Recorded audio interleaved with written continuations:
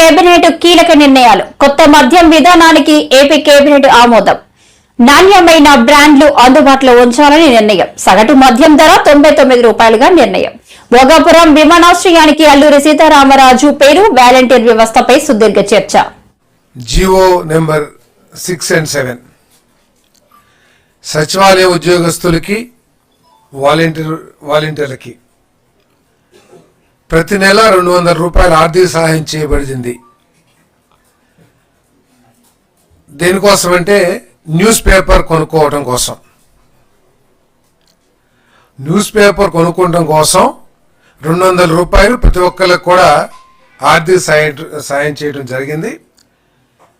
ఆ జీవోని ఈరోజు విత్డ్రా చేసుకోవడం కూడా జరిగిందని చెప్పేసి మనం చేస్తాం. ఎందుకంటే సోషల్ మీడియా ద్వారా ఏ వార్తకైనా సరే యాక్సెస్ ప్రతి ఒక్కరికి కూడా ఉంటుంది. ప్రత్యేకంగా వీళ్ళంతా ఉద్యోగస్తులు కాబట్టి అది పెద్ద సమస్య కాదు. సోషల్ మీడియాలో అన్ని పేపర్లు అందుబాటులో ఉంటున్నాయి, అన్ని వార్తలు అందుబాటులో ఉంటున్నాయి. అంతేకాకుండా ఇక్కడ సంవత్సరానికి 102 కోట్ల రూపాయలు ఖర్చు చేయడం జరిగింది. ఈ 102 కోట్ల ద్వారా మాకున్న సమాచారం ఏంటంటే కేవలం ఒకే ఒక పత్రికని కొనడం జరిగిందని చెప్పేసి చెప్తా ఉన్నారు.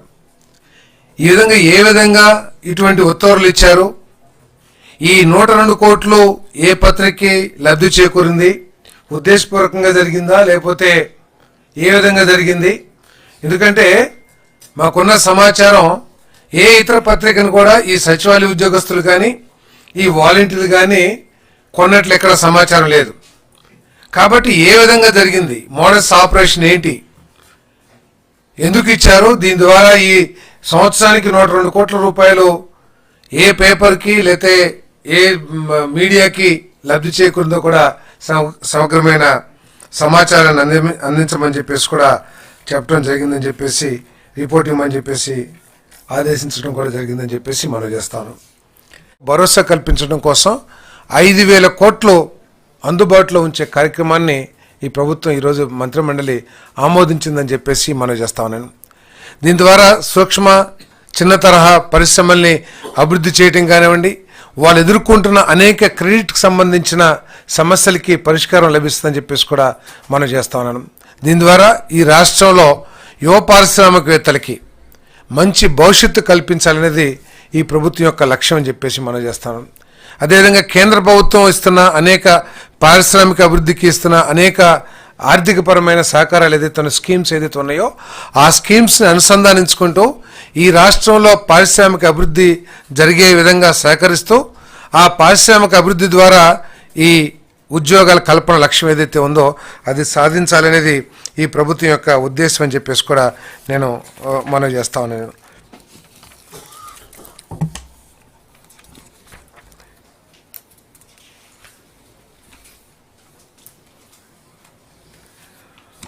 హోంశాఖ మన మాజీ సైనికులు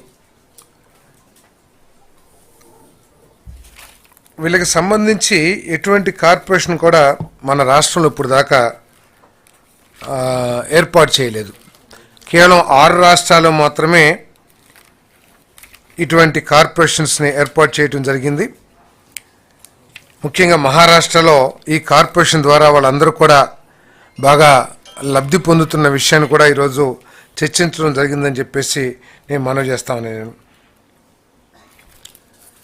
మరి కార్పొరేషన్ ఇక్కడ ఏర్పాటు చేయడమే కాకుండా మొట్టమొదటి విడతగా 10 కోట్ల రూపాయలని కార్పొరేషన్ ఫండ్గా కూడా ప్రభుత్వం ఇవ్వడానికి నిర్ణయించిందని చెప్పేసి మనం చేస్తా ఉన్నాను.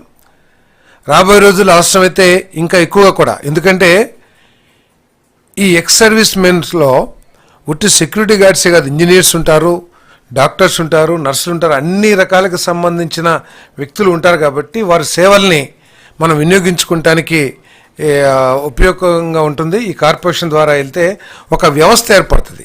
మనం స్కిల్ డెవలప్మెంట్ ఏ విధంగా అయితే మనం ఆలోచన చేస్తున్నామో ఈ కార్పొరేషన్ ఏర్పాటు ద్వారా దీంట్లో అందరు ఎక్స్ సర్వీస్ మెన్స్ వచ్చి వారి సర్వీసెస్ని కూడా, ఎందుకంటే వాళ్ళు చాలా డిసిప్లిన్డ్గా ఉంటారు, వాళ్ళ లైఫ్ స్టైల్ కూడా కొద్దిగా ఒక డిసిప్లిన్ విధానంలో జరిగి ఉంటుంది. కాబట్టి వాళ్ళ సేవలు కూడా వినియోగించుకోవాలి, వాళ్ళకి ఆర్థిక సహాయం అందించాలని చెప్పేసి ఈ నిర్ణయం కూడా తీసుకోబడిందని చెప్పేసి మనం చేస్తాను.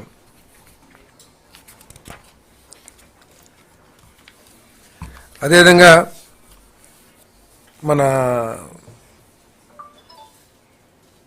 యూనివర్సిటీ